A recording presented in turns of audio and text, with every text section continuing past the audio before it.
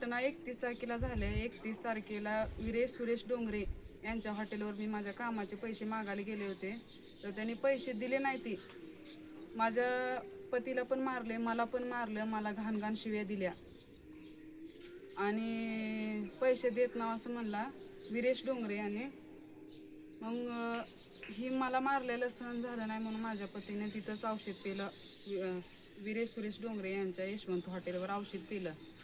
तर माझ्या मिस्टरला 3 दिवस ICU मध्ये ठेवलं होतं. आम्ही 2 तारखेला केस करायला गेलतो त्यांच्यावर. तर आमची 2 तारखेला काही केस घेतली नाही त्यांनी. 3 तारखेला आमची केस घेतली त्यांनी. आज जवळजवळ बरेच दिवस झाले त्यांच्यावर केस केल्या, पण पोलीस काय दखल घेणं झाले. ती पोलीस स्टेशनला गेल्यावर म्हणते ती DYSP ऑफिसला जावा. DYSP ऑफिस म्हणते ती त्यांनी कुठलंच एवढं मनावर घेणं झाले. ती सगळं उडावून द्यायला लागले ते DYSP मधले. मग आम्ही ह्याने जर असं केलं तर आम्ही न्याय मागायचा कुणाकडे? त्याने जर आम्हाला मारून त्यानं आज ती वीरेश डोंगरे नाहीच म्हणते ती इथं, पण आता त्यानं सध्या त्याच्या हॉटेलवर यशवंत हॉटेलवरच आहे. तर त्याने नाही म्हणते ती पोलीस लोक त्याला शोधा लागला नाही म्हणते ती. मग ह्याने जर आम्हाला न्याय नाही भेटून दिला तर आम्ही उस्मानाबादला जाऊन पोलीस प्रशासनाचा जाहीर निषेध व्यक्त करतो.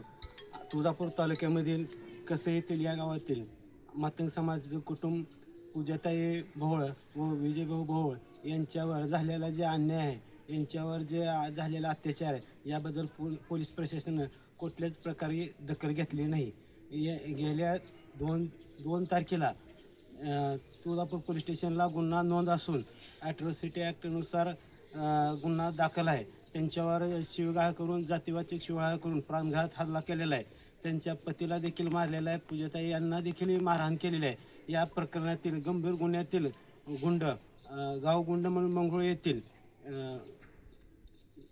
वीरेश डोंगरे यांना देखील आज 15 ते 20 दिवस झालं, आज त्यांना कसल्याही प्रकारे अटक केलेली नाही.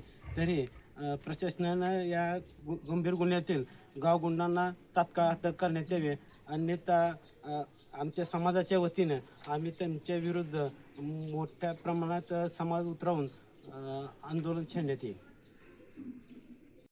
तुळजापूर तालुका कसई गावामध्ये या ठिकाणी मातंग समाजाच्या महिलेवर या ठिकाणी मारहाण करून, तिला जातीवचक शिवीगाळ करून या ठिकाणी बेदम मारहाण करण्यात आली.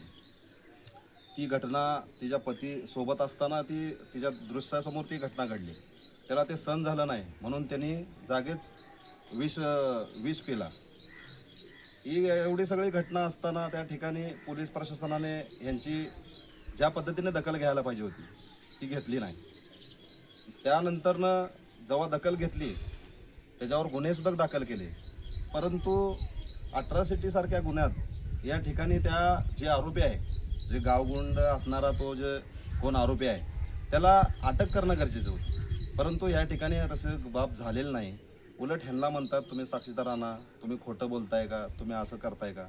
मला या माध्यमातून पोलीस प्रशासनाला विनंती करायची आहे की एखादी पीडित कुटुंबावर जर घटना घडत असेल तर तुम्ही त्याची दाग ताबडतोब घेणं गरजेचं आहे. या असं पोलीस प्रशासन त्या गुंडांना पाठीशी घालतंय का असा आमचा प्रश्न आहे. जर ह्या घटना असं घडत असतील तर ते गुंडाचा चावच उठणार आहे. त्यांनी अन्याय काय त्यांच्या हात म्हणजे थांबणार नाही, ह्यांच्यावरच उलटा अन्याय होणार. आज ह्यांना ह्या परिवाराला खरोखर म्हणजे एक धोकादायक चित्र निर्माण झालेलं आहे की तो आम्ही चौकशी केली आम्ही या ठिकाणी, तर असं आम्हाला लक्षात आलं की तो रेकॉर्डवरचा गुन्हेगार आहे. तर ह्यांच्या घरावर कधीही हल्ला होऊ शकतो, यांच्यावर काही होऊ शकतो.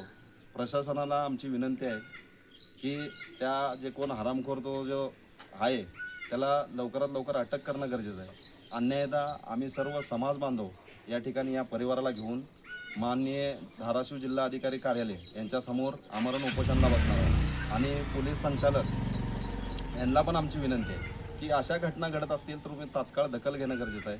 कारण का तर गावकुसावर राहणारा आमची वस्ती, वाड्या वस्ती छोट्या छोट्या असतात, परंतु या ठिकाणी असणारे जे समाव आहे त्या समावाकडून आमच्या समाजावर अन्याय होतो, अत्याचार होतो. आणि हे जर आम्ही न्याय मागायला प्रशासनाकडे गेल्यावर आम्हाला न्याय मिळत नाही. जर प्रशासन आम्हाला न्याय देत नसेल तर आम्ही न्याय मागायचा पुन्हा, असं चित्र मोठ्या प्रमाणात निर्माण झालेलं आहे. तर येणाऱ्या काळात म्हणजे एक 2-4 दिवसात जर त्याला अटक नाही झाली तर आम्ही संपूर्ण मातंग समाज या ठिकाणी रस्त्यावर उतरल्याशिवाय राहणार नाही. कारण आता DYSPच्या जे देशमुख आहेत, देशमुख साहेब यांच्या कार्यकाळामध्ये मी बघतोय आणि आम्ही बरेच काही गोष्टी ऐकल्यात की ते म्हणजे ज्यावेळी पीडित कुटुंब जेव्हा जाते की आमची तक्रार आहे किंवा जे अट्रॉसिटीच्या गुन्ह्यात तपास DYSPकडे असतो, परंतु त्यांचे उत्तरं व्यवस्थित नसतात. ह्यांना व्यवस्थित समजवून ह्यांचं जे घटना घडली आहे त्यांना व्यवस्थित विचारणं गरजेचं आहे. परंतु ह्यांनाच दाब देऊन तुम्ही खोटं बोलताय का, तुम्ही असं करताय का, हे तुमचं काम नाही आहे. तुमचं काम आहे न्याय देण्याचं. ते आम्ही कोर्टात ठरवेल खोटं बोलतात का खरं बोलतात, न्याय झाला आहे, अन्याय झाला आहे, नाही झाला आहे.